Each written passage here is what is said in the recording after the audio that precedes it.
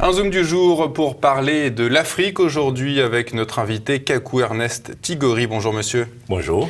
Vous êtes écrivain, homme politique ivoirien. Vous nous présentez aujourd'hui ce livre, votre ouvrage, le dernier, L'Afrique désintoxiquée, et c'est sous-titré « Sortir l'Europe de la repentance et l'Afrique de l'infantilisme ». Il y a une phrase que j'ai relevée, cher monsieur, dans votre ouvrage. Je la cite, « L'Afrique n'a rien vécu de particulier qui serait de nature à justifier son incapacité à se redresser ». C'est vraiment quelque chose qu'on n'a pas l'habitude d'entendre. Est-ce que vous pouvez nous expliquer ce en quoi l'Afrique n'a rien vécu de particulier, d'atroce, qui l'empêcherait d'être forte? Oui, je vous remercie. Bon, nous entendons beaucoup de personnes justifier l'apparente incapacité de l'Afrique à prendre en main son destin par le fait que l'Afrique aurait subi la traite négrière, l'Afrique aurait été colonisée, mais ça, il n'y a absolument rien de particulier dans l'histoire de l'humanité quand on observe un peu. Les conquêtes, les soumissions, les colonisations, c'est toute l'histoire de l'humanité. Toute l'histoire de l'humanité, il n'y a aucun peuple qui n'a été colonisé dans l'histoire de l'humanité. Si on prend un pays comme la France est restée des siècles une colonie romaine, donc il n'y a absolument rien de particulier à ce niveau. La traite négrière, l'esclavage, depuis le néolithique, depuis que l'homme n'est plus chasseur-cueilleur, mais produit sa nourriture, avec les grandes sociétés, il s'est sédentarisé et il a eu besoin de plus en plus de main-d'œuvre. Et l'esclavage aussi fait partie de l'histoire de l'humanité. Et d'ailleurs, le phénomène tire son nom pas des Noirs, mais des Slaves, qui ont été pendant de nombreux siècles esclaves pour l'Europe et pour le Moyen-Orient. Est-ce qu'aujourd'hui, vous voyez Vladimir Poutine se plaindre de ce qu'ils aient été esclaves dans le temps et que ça puisse les empêcher d'évoluer? Non, c'est des histoires. D'ailleurs, le mot esclave vient du mot slave. Vient de slave, voilà. Donc, c'est des histoires. Vous décrivez, cher monsieur, la réalité de l'Afrique pendant sa rencontre avec l'Europe du 15e à nos jours, en gros jusqu'à l'époque contemporaine. En quoi cette réalité est-elle différente de ce qu'on peut lire dans un manuel d'histoire scolaire à l'école? Oui, disons que l'opinion qui est présentée, ce qui est présenté d'une façon générale, c'est que l'Afrique non seulement aurait été subjuguée pendant la période de la traite négrière, ce qui est faux. Il faut savoir que ce n'étaient pas les États européens qui étaient en Afrique à partir du 15e, 16e, 17e, 18e siècle. Souvent, c'était des marchands européens, privés, et qui exerçaient sous autorité des pouvoirs locaux africains. Ça, on ne le dit pas assez. Les États européens n'arrivent qu'à partir du 19e siècle. Donc, il faut mal connaître l'Afrique pour croire qu'au XVIIe ou au XVIIIe siècle, quelques marchands occidentaux pouvaient en imposer à des États puissants, comme le royaume Ashanti, comme le royaume du Dahomey, comme le Fouta Djallon, le Fouta Toro. Il faut méconnaître l'Afrique totalement. Donc c'était des sociétés privées européennes qui arrivaient en Afrique et qui travaillaient des États, qui travaillaient avec des pouvoirs locaux, qui tiraient leur profit de tout ce commerce. En fait, c'est facile aujourd'hui de considérer que tous ces gens étaient des gens odieux, ils faisaient la traite négrière, tout ça, la traite humaine. Mais à l'époque, c'était un commerce tout à fait accepté, qui ne posait de problème de conscience à personne. Donc aujourd'hui, même les chefs, les acteurs africains de la traite négrière que furent le royaume, la confédération Ashanti ou bien le royaume du Dahomey, je ne les accuse pas. C'était une pratique de l'époque. Aujourd'hui, nous sommes bien conscients que vendre des hommes, c'est abominable. Donc, il faut en prendre acte, poser les actes pour éviter que cela ne se perpétue, mais il n'y a pas à accuser les Occidentaux ou même à accuser nos ancêtres qui le faisaient. Voilà. Il faut que chacun reste dans son temps. Et les mentalités évoluent avec les époques. Donc, sur la décolonisation, quelle différence, justement, est-ce qu'il y a entre ce que l'on entend à l'école et votre message? Bon, d'abord, ce que j'explique dans le livre, c'est que à partir de la décennie 1940, parce que c'est une décennie charnière dans tout ce qui va se passer au niveau de l'Afrique. Nous savons qu'après la Seconde Guerre mondiale, le monde va se diviser en deux blocs. Le bloc de l'Ouest derrière les États-Unis et le bloc de l'Est derrière l'Union soviétique avec à sa tête Staline.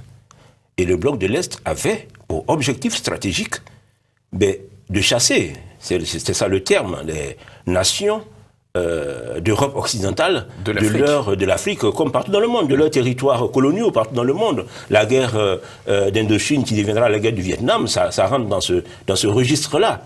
Et en Afrique, il fallait justement chasser les Français, les Anglais de toutes leurs colonies. Et il se trouve que le Parti communiste français, qui était à la solde du Parti communiste soviétique, c'est que le Parti communiste français était stalinien.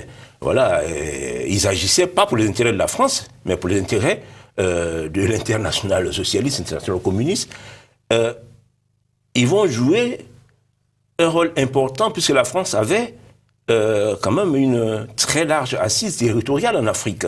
Donc c'est dans ce contexte-là que l'histoire est falsifiée. On fait croire donc non seulement l'opinion européenne, mais finalement les cadres africains qui trouvaient leurs intérêts dans cette manipulation politique vont contribuer à diffuser ces idées que non seulement la traite négrière est du fait exclusif des Occidentaux, ce qui est faux, et que la colonisation a été imposée manu militari un matin aux Africains, mais c'est faux également.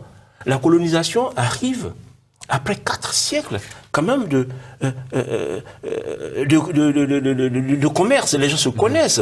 Les Européens, les Africains se connaissaient. Ça faisait 4 siècles que les Européens étaient sur le littoral atlantique de l'Afrique. Et petit à petit, ils vont apprendre sous leur autorité des territoires sous protectorat. Et les Africains vont avoir la possibilité, quand même, d'apprécier la différence entre ces territoires sous protectorat européen et leur mode de vie. Et d'une façon générale, ça, je tiens à le dire, la colonisation qui va arriver donc à la fin du 19e siècle, après 4 siècles de commerce, va se faire d'une façon générale avec une adhésion majoritaire des populations africaines. On ne le dit pas assez. On fait croire que c'est manu militari un matin que les Africains vont être subjugués. Non, pas du tout. Ça se fera avec une adhésion majoritaire des colonisations des populations africaines. Et je donne un exemple dans mon livre, qui est l'exemple de l'espace Ashanti. Mais les Anglais vont prendre Koumansi, qui est la capitale de l'Ashanti, mais avec qui?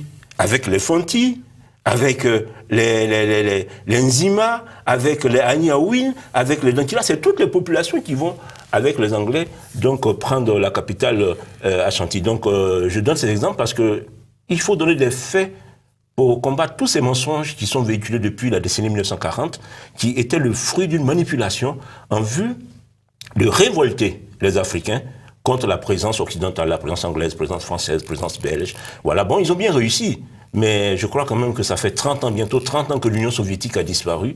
Il est temps de rétablir la vérité. Et c'est ma modeste contribution pour ce rétablissement de la vérité.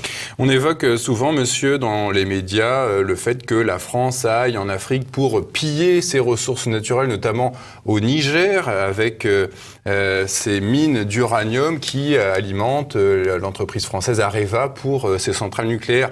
Est-ce qu'on peut vraiment accuser la France de piller le continent noir? Mais le Niger est un État indépendant depuis 1960. Le Niger est un État indépendant. Avec des responsables politiques. Donc si aujourd'hui vous me dites que la France va au Niger pour piller l'uranium, mais que font ces personnes-là? Mais la responsabilité, l'indépendance, la liberté doit s'accompagner du sens de la responsabilité. Il n'appartient pas à l'État français ou au peuple français de veiller sur les intérêts du peuple nigérien. Donc il faut qu'on sorte de tout ce discours, c'est tout ce discours qui infantilise l'Afrique. Parce qu'en disant que la France va piller le Niger, mais ça veut dire que les Nigériens, ce sont des enfants, de candides personnes, des gens inintelligents. Non, ils ont des dirigeants. Il appartient à leurs dirigeants, dans le concert des nations, d'œuvrer pour les intérêts de leur population. S'ils n'en sont pas capables, mais qui demandent que l'ONU les mette sous tutelle, il faut que les Africains assument leurs responsabilités. On ne peut pas continuer comme ça, c'est un discours irresponsable. Le discours lui-même est irresponsable. Vous dénoncez, monsieur, également ces gens, ces intellectuels africains qui parlent de complot des institutions de Bretton Woods contre l'Afrique. Pour vous, il n'y a aucun complot de ces institutions contre l'Afrique. Il faut être sérieux, quel complot?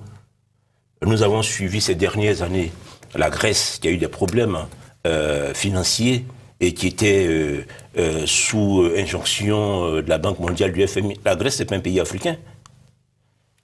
Si vous gaspillez vos ressources, l'Afrique, dans les années 70, avec le coût des matières premières, se portait très bien au plan financier. Mais ces ressources ont été gaspillées et c'est à la fin des années 70 que l'Afrique va se retrouver coincée financièrement. Mais les institutions financières fonctionnent de la même façon partout. Pour donner leur argent, il faut bien qu'ils s'assurent que vous allez pouvoir rembourser. Donc, ils peuvent imposer des programmes d'ajustement structurel que les États africains ont connus dans les années 80. Mais ce n'est pas un complot. Il faut être responsable. Et dans le cas de l'Afrique, j'ajouterais sur cette question. Au début des années 80, les institutions financières vont imposer à l'Afrique des programmes qui avaient pour objectif de réduire l'endettement de l'Afrique. Mais il faut savoir que du début de la décennie 80 à la fin de la décennie 80, la dette qu'on voulait réduire sera plutôt multipliée par 3. Parce que, vous savez, les régimes corrompus, le manque total de sens de la responsabilité publique. Donc, nous devons revoir plutôt comment est-ce que nous gérons notre souveraineté, comment est-ce que nous gérons nos sociétés plutôt que d'accuser les autres. Quant au franc CFA, de nombreux chefs d'État africains se plaignent de cette monnaie qui a été imposée par la France. Est-ce qu'il y a quelque chose, en tout cas vous avez quelque chose à redire quant à cette politique du franc CFA en Afrique? Mais si les Africains veulent quitter le franc CFA, créer leur propre monnaie, mais libre à eux de le faire. Pourquoi ne le font-ils pas? Pourquoi ne le font-ils pas? Et j'aimerais d'ailleurs vous dire que tous les États africains ne sont pas dans le CFA.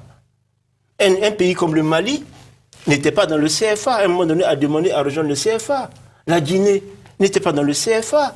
Depuis 1958, la Guinée avait dit non à De Gaulle. Ils avaient leur monnaie. Quels sont les défauts, les avantages de ce franc CFA? Le Ghana n'a pas le franc CFA. Donc, on présente le problème du franc CFA comme la source de tous les maux de l'Afrique. Mais d'abord, il faut voir les États qui n'ont pas le franc CFA. Comment est-ce qu'ils se comportent? Comment est-ce qu'ils se portent, pardon? Ceux qui n'ont pas le franc CFA. Est-ce qu'ils vont mieux? Ça, c'est de 1. Dites-moi, justement, est-ce qu'ils vont mieux? Ils ne sont pas, ils se portent pas mieux. Ça, c'est de 1. Et de 2, les États africains, encore une fois, sont libres de créer leur monnaie. Je pense que c'est vraiment de faux débats. Ça rentre toujours dans ce contexte de l'infantilisation. On a l'impression que c'est la France qui impose tout, bon sang. Mais pourtant, les États africains organisent régulièrement des élections présidentielles qui sont même meurtrières. Mais alors pourquoi est-ce qu'ils se battent pour devenir président si ce poste ne sert strictement à rien? Non, tout ça c'est un discours d'irresponsable. C'est l'infantilisation de l'Afrique et toujours... comment dire, cette accusation de l'Europe qui crée un sentiment de repentance. Et l'Afrique, l'attelage Afrique-Europe est totalement piégé dans ce jeu-là, dans ce jeu duquel il faut absolument sortir. Justement, comment se manifeste ce ressentiment, cette colère qu'ont les Africains, en tout cas qu'on a fabriqué pour eux, à l'égard ou contre les Européens? Comment ça se manifeste, ce ressentiment? Bon, ça se manifeste dans tout le discours que vous voyez de tous ceux qui se prétendent intellectuels, tous les Africains qui écrivent, voilà, tous les problèmes de l'Afrique, c'est l'Occident. Ça se manifeste à travers une certaine difficulté à s'intégrer, puisque aujourd'hui, il y a quand même une forte immigration africaine en Europe.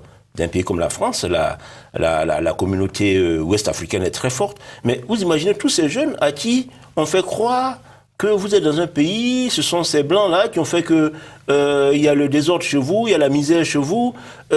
Ça crée un vrai problème psychologique qui fait que les gens ont même du mal à s'intégrer. Les gens, au lieu d'apprécier la chance qu'ils ont et de chercher à s'intégrer dans le contexte européen où ils vivent, ne voient pas leur avenir, en fait.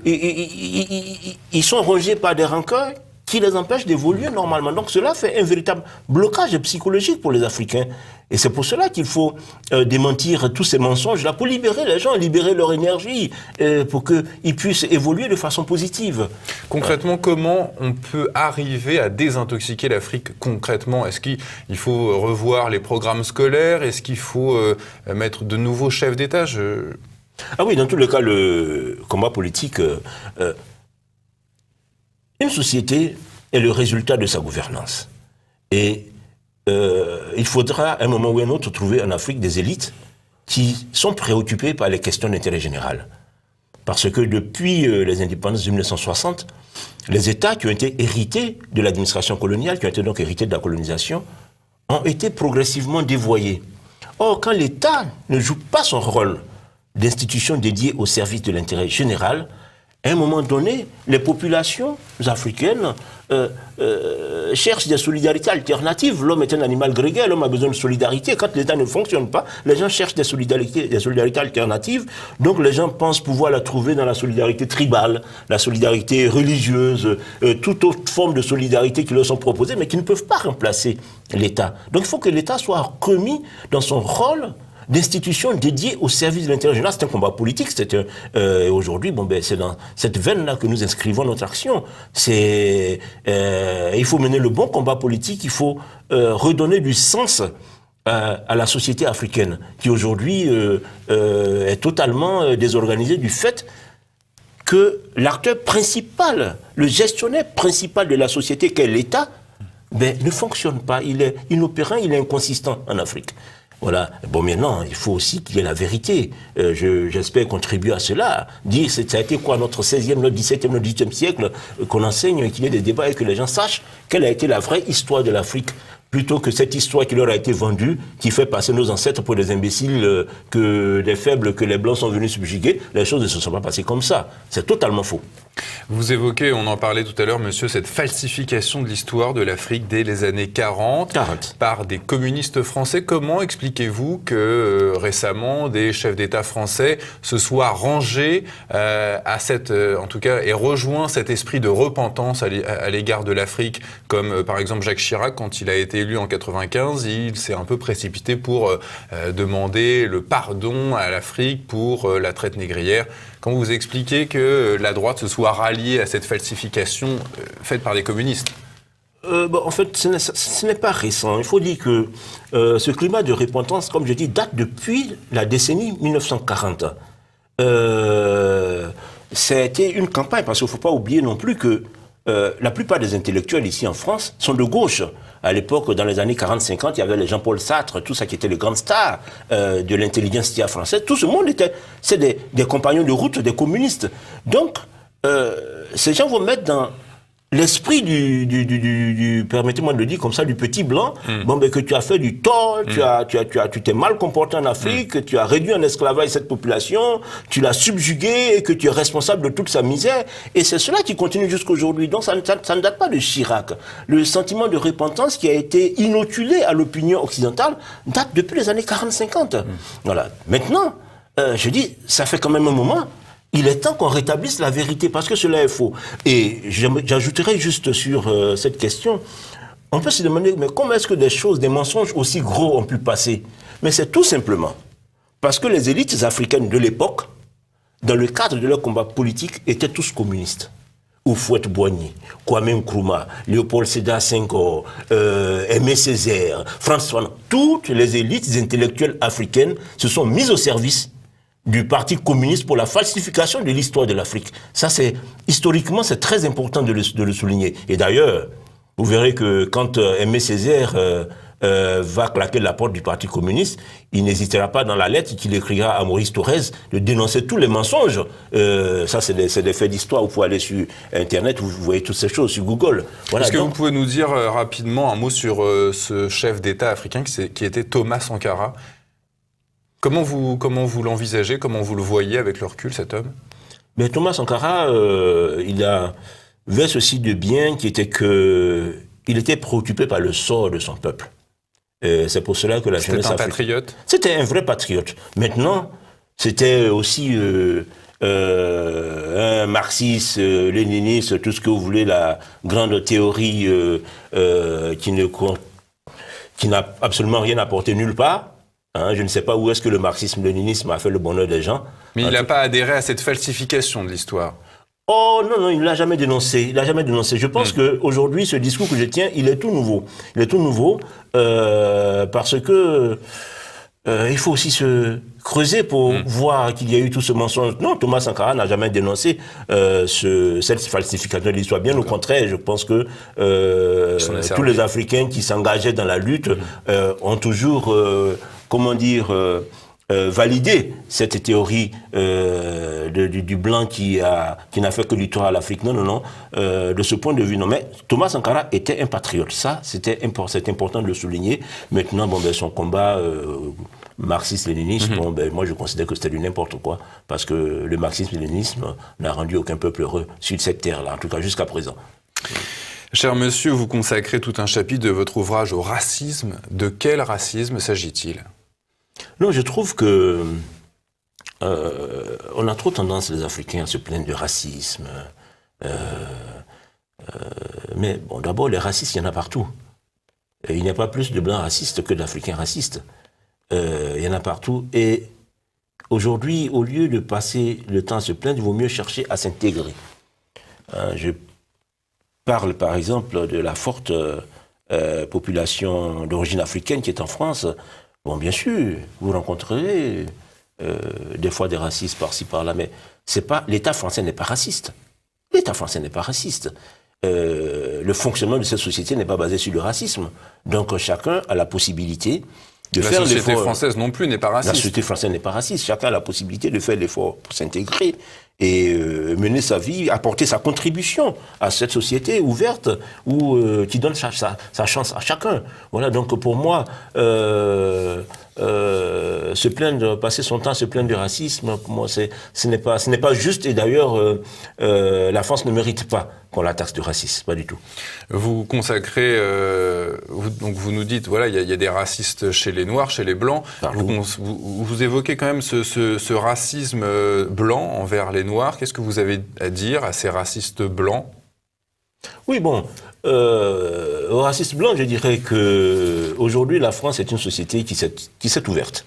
Depuis de nombreuses décennies, et il y a beaucoup de communautés, pas seulement qu'africaines d'ailleurs, mais asiatiques, d'Amérique latine. Donc quand une société est aussi ouverte, ce qui serait intéressant, est que ceux qui reçoivent soient ouverts et enseignent les codes de la société à ceux qui arrivent, et que ceux qui arrivent soient ouverts pour vouloir apprendre, en même temps qu'eux aussi contribuent à faire évoluer la société.